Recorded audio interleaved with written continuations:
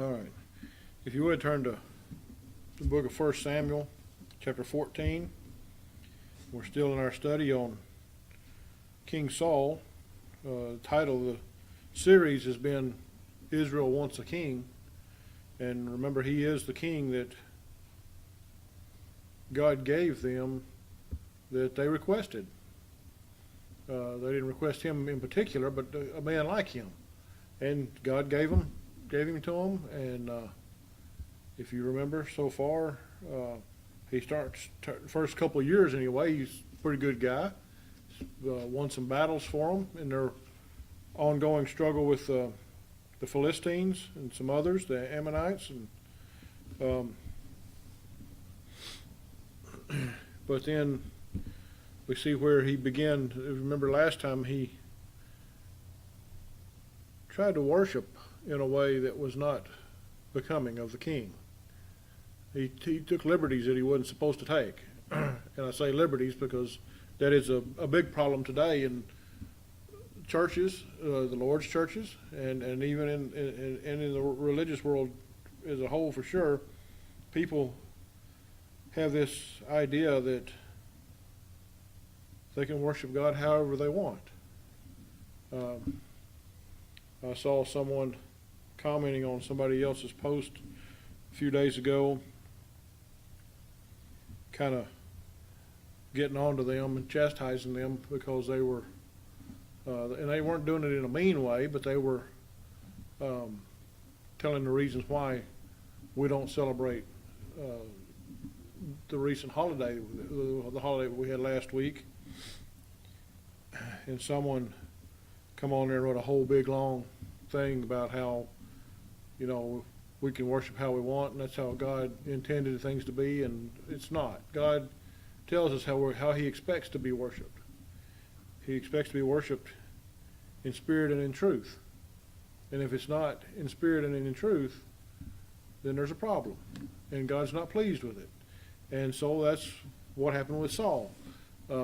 He began worshiping, offering a sacrifice before the prophet Samuel returned, and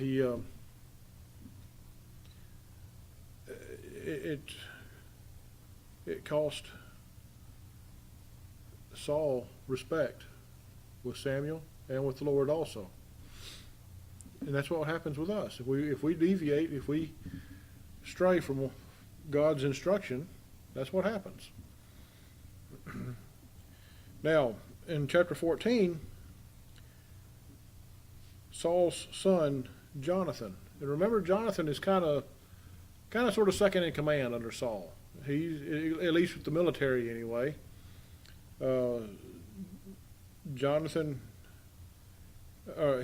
Saul had given Jonathan a group of men to fight with. What was it, 1,000, I think? And Saul kept like 3,000 to himself, 2,000 or 3,000 to himself. And then when the Philistines came, we remember when Saul gave the orders to attack the garrison of the Philistines, and the Philistines got mad and came and was ready to whoop the Israelites, and a bunch of them fled. And we're going to see some more of that tonight. He's going to talk about those that fled. They went into hiding.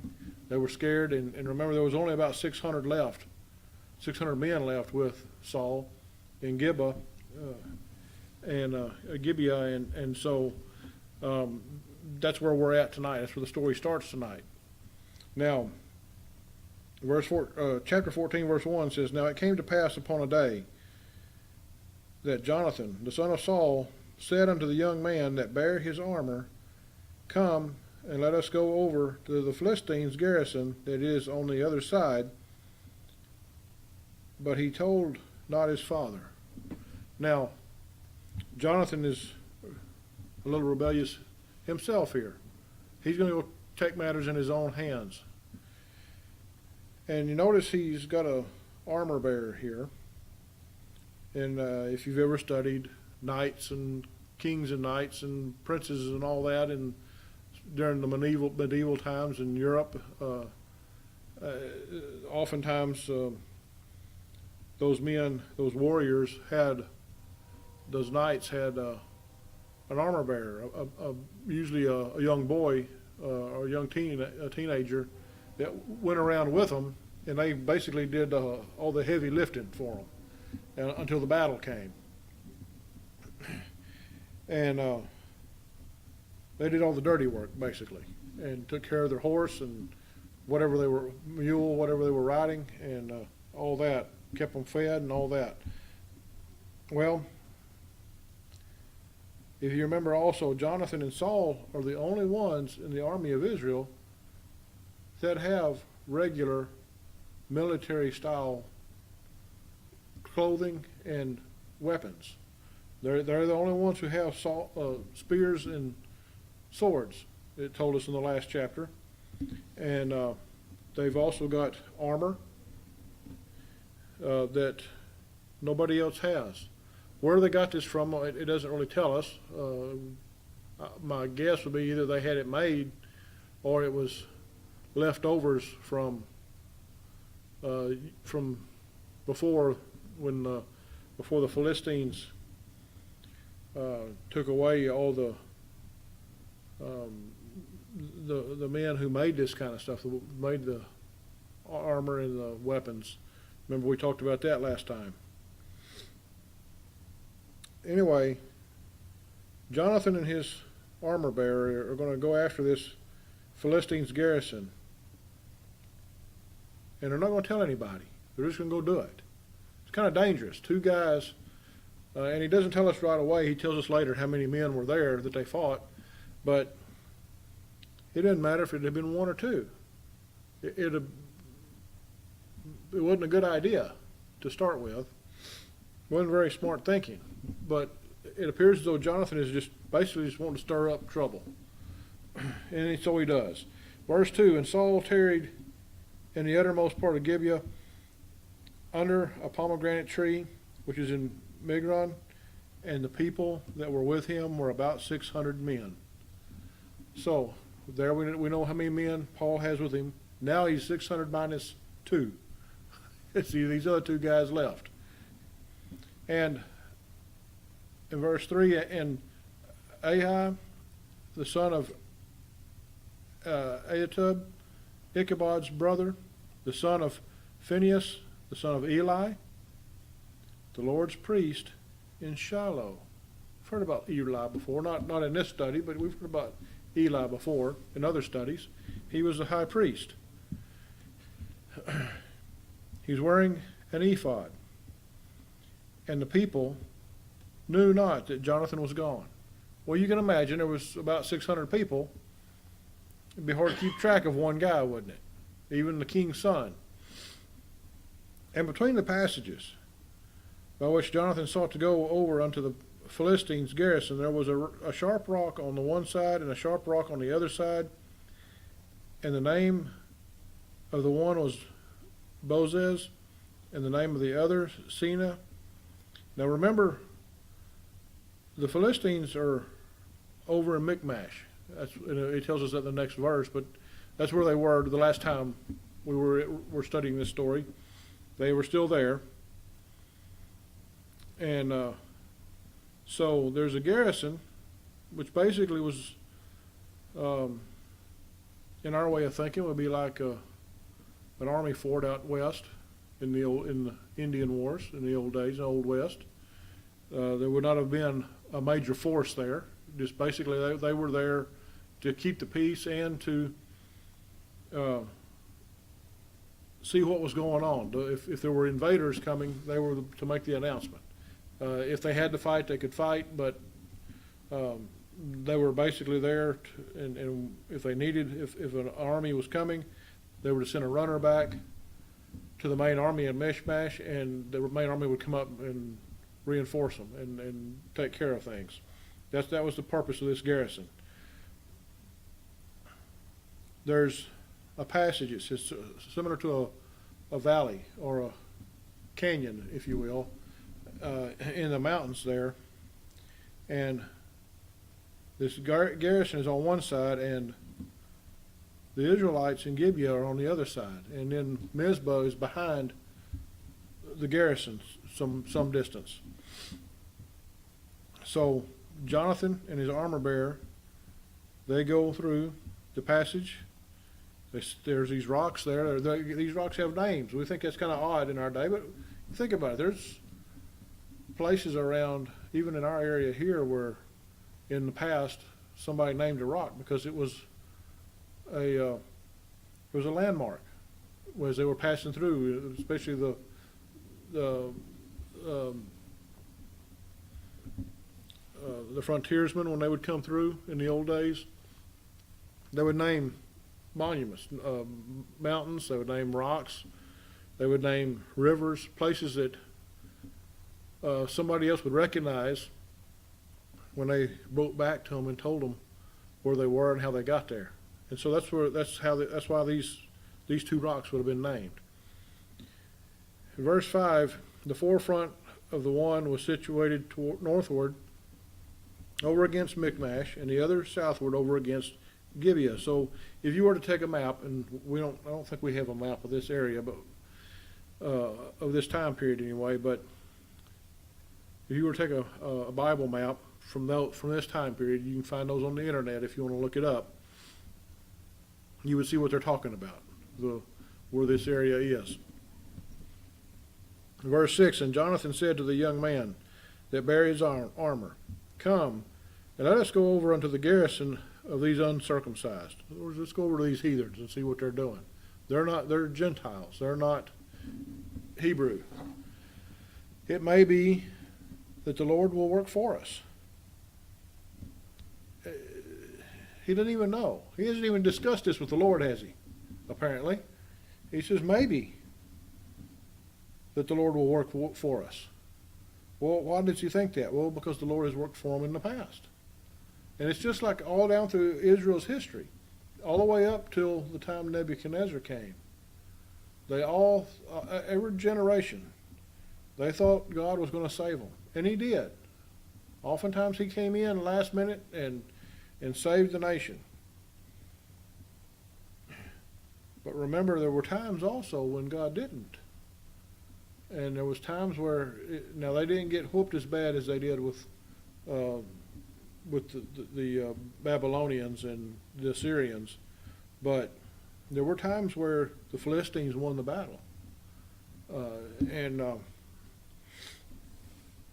It was usually, it was because somebody on the side of Israel got high and mighty and thought they were better than God and did things they shouldn't do. Now,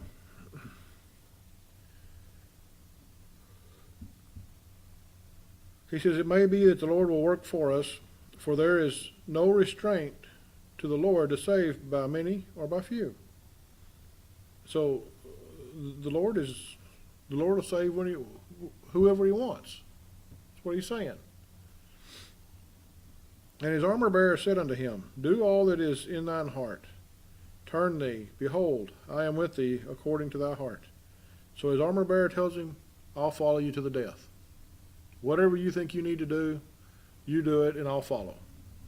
Then said Jonathan, behold, we will pass over unto these men, and we will discover ourselves unto them. In other words, we'll announce ourselves. When we approach them, we'll tell them who we are.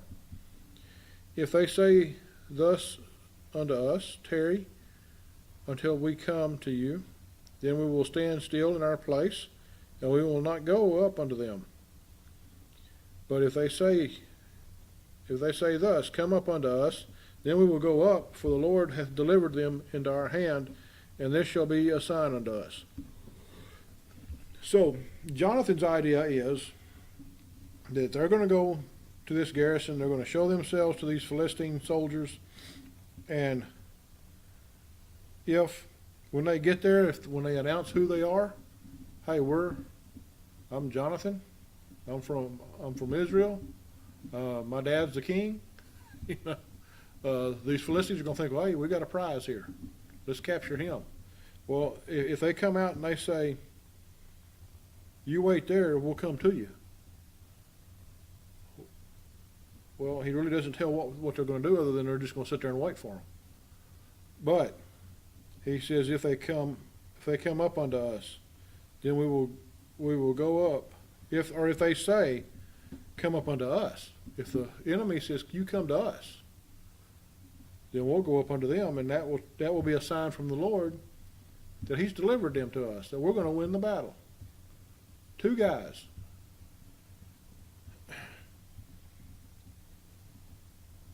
And both of them discovered themselves unto the garrison of the Philistines, and the Philistines said, behold, the Hebrews come forth out of the holes where they had hid themselves. So the Philistines even knew that the army of Saul had fled. They didn't know, I don't know if they knew that there was only 600 left or not, but they knew that many of Saul's army, because we saw that in the last chapter, when they saw the Philistines coming, they scattered. Well, they know that. They know they've gone and hid. And so they're assuming that some of them have come out now. And the men of the garrison answered Jonathan and his armor bearer and said, come up to us, and we will show you a thing. And Jonathan said unto his armor bearer, come up after me, for the Lord hath delivered them into the hand of Israel. Jonathan's supposing things here, and he's right. The Lord does give these men over to him, but again, we see no evidence here that Jonathan has spoken to the Lord at all. He certainly didn't get this command to go do this from his father, from the king, and Samuel had nothing to do with it, the prophet. He's doing this on his own, kind of like Saul did when he worshipped on his own. Jonathan is going out on his own.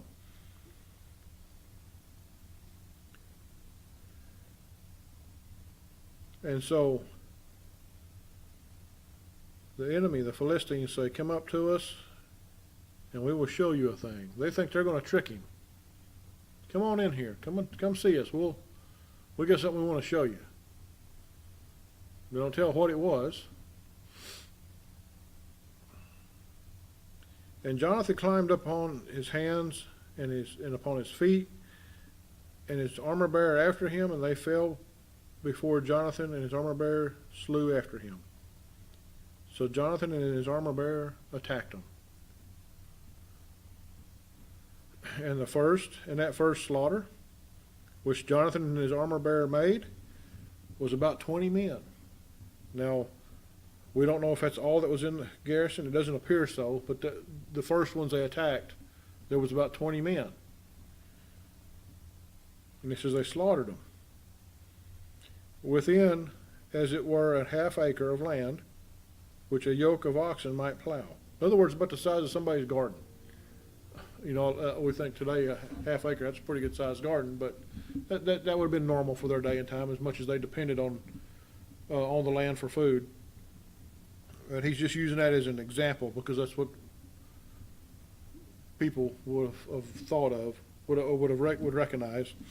So in about the space of a half acre, they slew 20 men.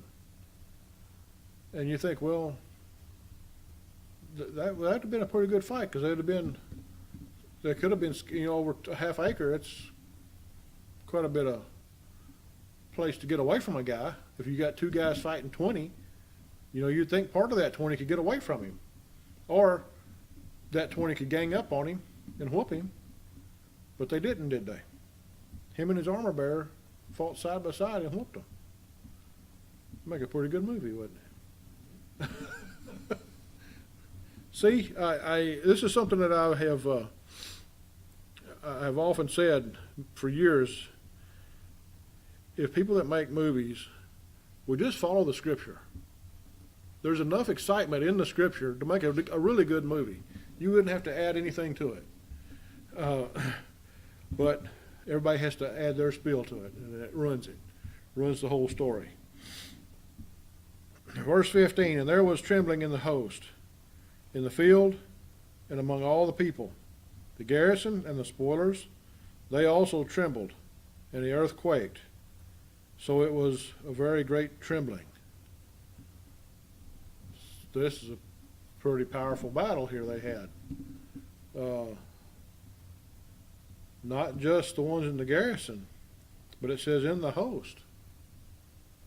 There was trembling in the host in the field. The people all around heard of this battle. Some may have even seen it.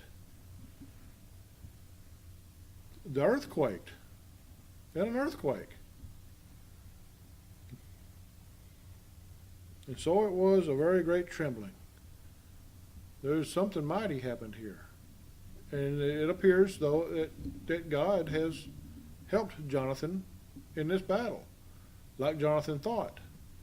But remember, even today, we look around as we see people who are doing good, winning so-called battles, if you will, and they give God the credit for it. But then they live as worldly as can be. They don't worship the way God instructed them. What is that? Well, God shows mercy on some people, doesn't he? We know that. He shows mercy on a lot of people.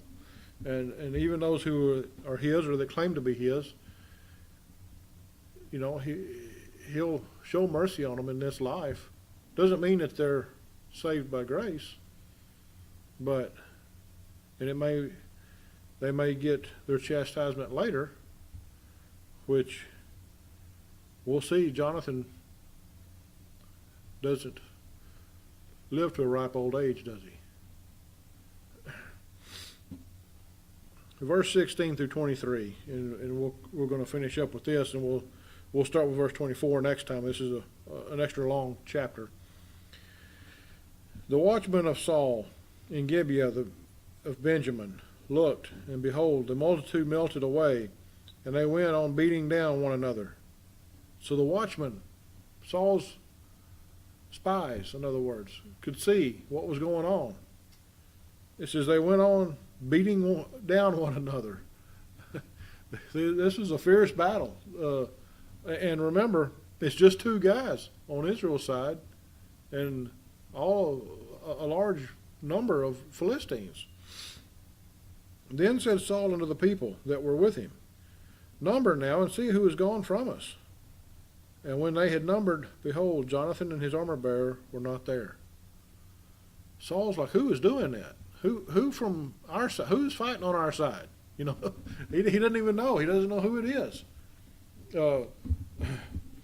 Maybe either his watchman didn't recognize Jonathan, or the cloud of dust from the fight was so bad they couldn't see him. I don't know. And Saul said unto Ai, Bring hither the ark of God. For the ark of God was at that time with the children of Israel. Now remember, the ark went back and forth between Israel and the Philistines. The Philistines would capture it, and then Israel would get it back. This time, it's with Israel. And Saul goes to the priest and says, Bring out the ark. Why? Because they knew, in times past anyway, that when they would bring out the ark, the battle was theirs. That was the hand of the Lord was on them. And it came to pass, while Saul talked unto the priest, that the noise that was in the host of the Philistines went out and increased. And Saul said unto the priest, Withdraw thy hand. The noise that was in the host of the Philistines are all stirred up now. Two guys have come in and whooped a bunch of their guys, and they're mad. They're angry. And the men of Israel can hear them. Their noise is so great that they can hear it on the other side of this passage that we talked about. Saul says unto the priest, Withdraw thine hand. And Saul and all the people that were with him assembled themselves. And they came to the battle, and behold, every man's sword was against his fellow, and there was a great discomfiture. So Saul, it appears as though, if I'm understanding this right, withdraw thine hand to the, when he says it to the priest, he's telling him, hold off on bringing the ark. Don't bring it yet. What happened? Saul and all the people that were with him, all 600 of them, assembled, they came together, and they went to the battle. They went to see what was going on. And behold, every man's sword was against his fellow. In other words, they went to fighting hand to hand. And there was a very great discomfiture. There was a very great battle fought. And it's not turning out good for the Philistines, is it? Moreover, the Hebrews that were with the Philistines before that time, which went up with them into the camp from the country round about, even they also turned to be with the Israelites that were with Saul and Jonathan. So there were Israelites who had, remember, there were those who the Philistines had captured over a period of time. There were those who had kind of given up and just kind of sided with the Philistines. The Philistines come over and took over their city or their area, wherever they were. It says from the country round about. They had sided. In other words, they were fighting with the Philistines, for the Philistines. But when they saw the battle and they saw Israel was winning, they saw Jonathan and his armor bearer whooping all these guys, and then they see Saul come out with just 600 men, and they begin to whoop some more of them. Those Israelites who had been in the camp of the Philistines they switched sides. They come back to Israel and begin to fight with them. And likewise all the men of Israel which had hid themselves in the Mount Ephraim, when they heard that the Philistines fled, even they also followed hard after them in the battle. So all those men that had fled, that had gone into hiding, remember they were hiding in the rocks and the caves, they were hiding in the bushes and wherever they could find to hide. Words got out. Everybody's seeing this battle take place, and they see Israel's winning. And what happens? Everybody wants to be on the winning side, don't they? Well, what do you think would have happened if Israel had been losing this battle? They'd have probably run for higher ground if they could have. They wouldn't have come out for sure. But